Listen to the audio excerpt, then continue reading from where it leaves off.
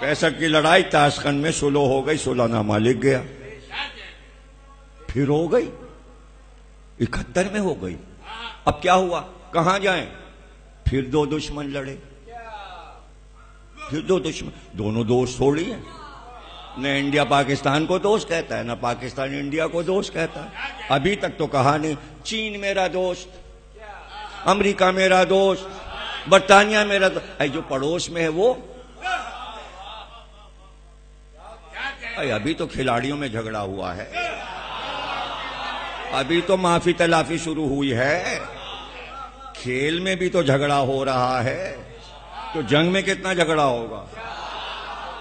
पता चला दोस्ती नहीं है। अब कहां हो सुलहनामा? अब शिमला में होगा। अब यहां का वजीर आजम जाए, वहां की वजीर आजम आए, फिर एक मुआहदा हो 71 में।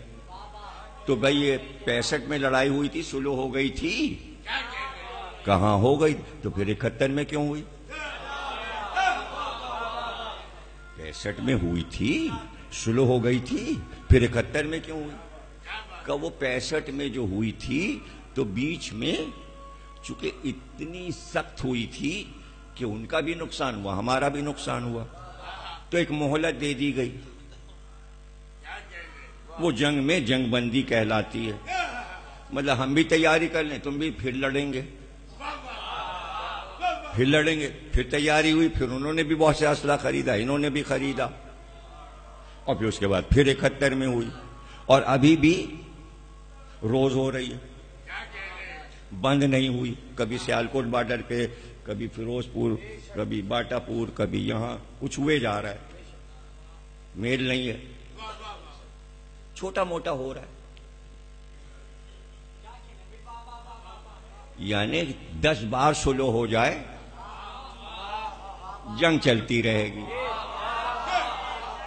तो सवाल ये है, इमाम हसन पे कहां पर मामला रुक गया? कभी लड़ाई हो रही थी ना सिफीन में अली की, अली से दुश्मनों में लड़ाई हो रही थी, दुश्मन घबरा गया, बड़ा नुकसान हो गया, हाँ हाँपने लगा, जैसा ठहर जाओ पनाह दे दो। उसका नाम है सुलह हसन। तो क्या अब हमेशा सुलह रहेगी? कहां सुलह रहेगी? लो भाई 65 की हुई, सुलह हुई, फिर 71 में हो गई, अरे सिफीन में हुई, फिर हसन के दौर में सुलह हो गई, फिर करबला। भाई बहुत आसान तरीके से समझाया है। अगर सुलह थी तो करबला में क्या हुआ? तो आप सुलह हसन पुकारते रहिए और ये ना बताइए करबला में क्या हुआ। तो ये ढकोसले किसी और को। देखिए इमाम हसन ने सुलह कर ली, आप भी सुलह कर लीजिए, और ये सुलह से रहना चाहिए। तो करबला में क्या हुआ? करबला में क्या हुआ? अच्छा, तो फिर ये जंग और ये सुलह, ये इस्लाम में ये फलसफा क्या है? तकरीर खत्म कर रहा हूं, कल फिर यहीं से बातचीत होगी इंशाअल्लाह। मुख्तसर करके बात को बिल्कुल यहीं पर खत्म कर रहा हूं कि ये सुलह, ये जंग, ये मैदान, ये करबला सिर्फ एक बात है जो हमारा नजरिया है। वो नजरिया ये है कि इंसान को इंसानियत सिखाई जाए। आप इसे तारीख बना बना के पेश कर रहे हैं, इनकी भी इज्जत करो, इन्हें रजी अल्लाह ताला कहो, ये कहो, वो कहो। हमारा मसला ये नहीं है। हमारा मसला यह है जो कुछ हुआ है वो बार बार ना हो, इसलिए दोहराते हैं कि भूल न जाना। करबला में बच्चों को मारा गया, याद दिलाते अब ये ना करना, चूंकि तुम भूले बैठे इसलिए बार बार 150 बच्चे आज मर गए।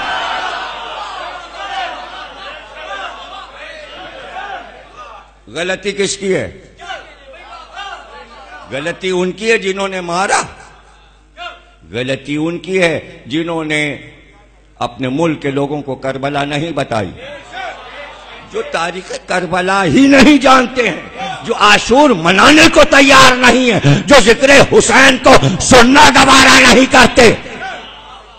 सुनाओ सुनाओ सुनाओ, किताबों में रखो, प्राइमरी क्लासों में रखो करबला, इंटर में रखो, बीए में रखो, यूनिवर्सिटी में रखो, मदरसों में रखो, ये पढ़ाओ जिहाद कुछ नहीं है, जिहाद का खात्मा हुसैन पे हो गया, अब जिहाद नहीं है। जिहाद अब नहीं है। अल्लाह के आखिरी नुमाइंदे हुसैन ने जिहाद किया, बस जिहाद उसे कहते हैं जो तौहीद के लिए हो। जिहाद उसे कहते हैं जिसे अल्लाह कबूल करे।